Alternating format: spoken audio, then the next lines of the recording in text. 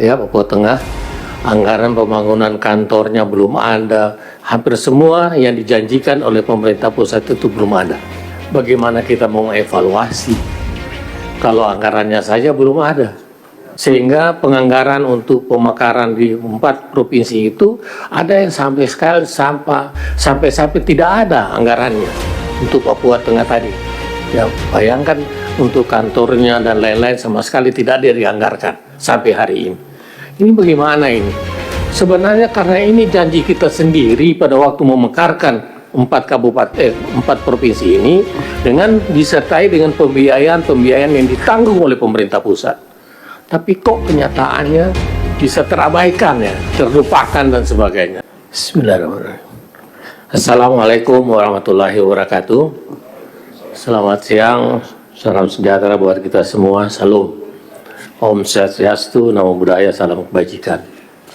Yang saya hormati Ketua Komisi dan para Wakil Ketua, yang saya hormati Ibu Menteri, Wakil Menteri, dan Pak Dirjen Otda, serta pejabat utama dari Kemendagri, yang saya hormati para gubernur dari wilayah Papua, khususnya semuanya yang hadir, yang saya hormati teman-teman anggota Komisi 2 yang saya cintai. Saya hanya beberapa masalah. Yang pertama, saya menggarisbawahi sesuai dengan hasil pemaparan dari para gubernur tadi. Saya minta maaf Pak Ketua, ternyata saya lihat sederhana sekali. Dari sisi anggaran, khususnya kalau tidak salah tadi saya membaca Provinsi Papua Tengah, ya Papua Tengah, anggaran pembangunan kantornya belum ada, hampir semua yang dijanjikan oleh pemerintah pusat itu belum ada. Bagaimana kita mau evaluasi kalau anggarannya saja belum ada? Sementara tahun ini terakhir kita punya evaluasi untuk otonomi daerah ini. Sungguh miris saya mendengarnya, membacanya Pak.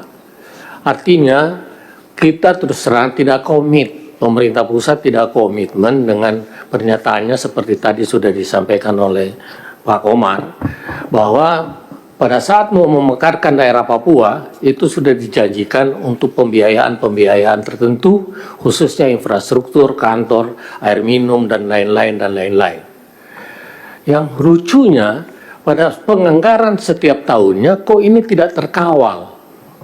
Ini siapa sebenarnya yang sangat keliru atau kurang sehingga penganggaran untuk pemekaran di 4 provinsi itu ada yang sampai tidak ada anggarannya untuk Papua Tengah tadi. Ya, bayangkan untuk kantornya dan lain-lain sama sekali tidak ada dianggarkan sampai hari ini. Ini bagaimana ini? Pak Ketua, ini barangkali perlu ada koordinasi Pak dengan Menteri Keuangan, Pak Mendagri dan sebagainya. Ini dibicarakan khusus Pak. Sebenarnya karena ini janji kita sendiri pada waktu memekarkan 4 provinsi ini dengan disertai dengan pembiayaan yang ditanggung oleh pemerintah pusat. Tapi kok kenyataannya bisa terabaikan ya, terlupakan dan sebagainya. Ini satu pelajaran ke depan ini, mudah-mudahan ke depan kita tetap komit dengan apa yang sudah kita lakukan di pusat, termasuk teman-teman di Kementerian KL dan kita sendiri dari Komisi 2 untuk betul-betul ikut mengawal termasuk dalam penganggarannya, supaya betul-betul mereka juga merasakan itu. Ini pelajaran ini tidak bisa dianggap enteng karena dampaknya luar biasa. Ini khusus anggaran infrastruktur di daerah-daerah pemekaran. Demikian juga soal-soal lain.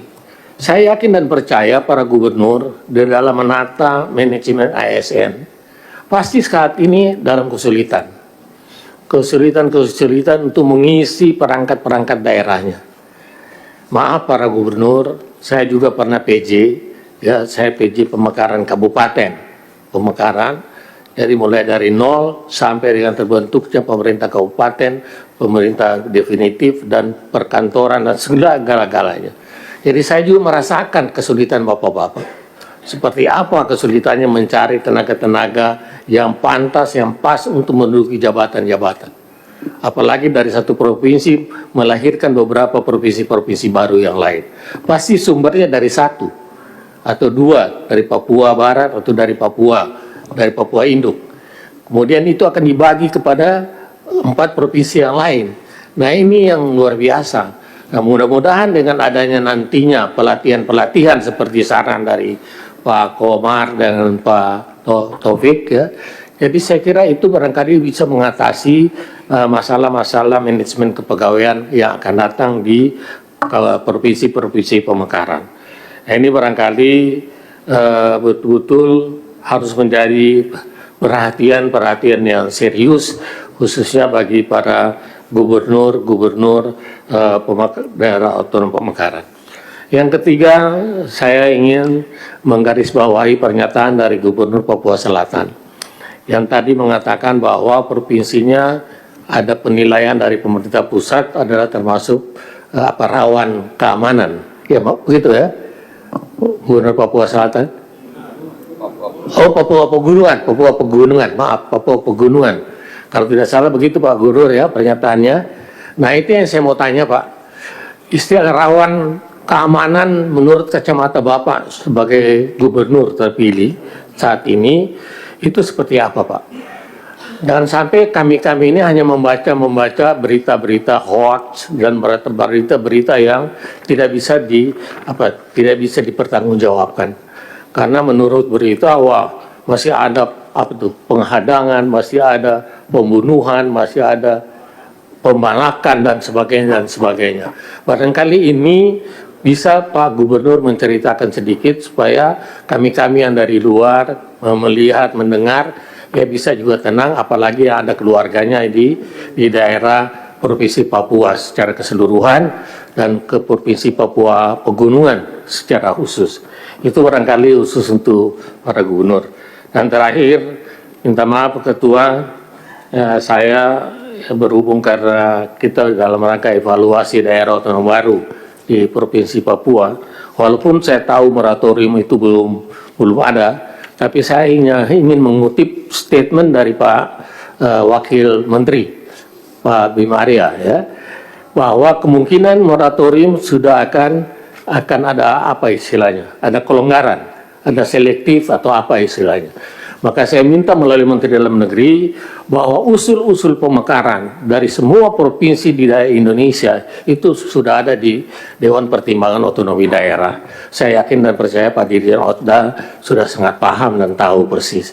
Dan beliau-beliau ini sudah sangat paham dan mahir dan sangat menguasai masalah sehingga barangkali melalui secara teknis dari Kemendagri mungkin rekomendasinya untuk pemekaran itu secara selektif juga sudah bisa dikeluarkan, yang pantas untuk dimekarkan, yang tidak pantas, yang hanya gagah-gagahan dan sebagainya, ya itu barangkali sudah boleh dipertimbangkan sejak dini. Barangkali itu minta maaf Pak Ketua, saya sedikit menyimpang karena ini untuk evaluasi DOB, tapi ini kesempatan saya bicara karena daerah kami juga ada mengusulkan pemekaran. Baik itu Sulawesi Tengah, Sulawesi Timur, kabupaten-kabupaten yang ada, ya Parigi dan sebagainya. Jadi saya kira itu yang bisa saya sampaikan. Terima kasih. Wassalamualaikum warahmatullahi wabarakatuh.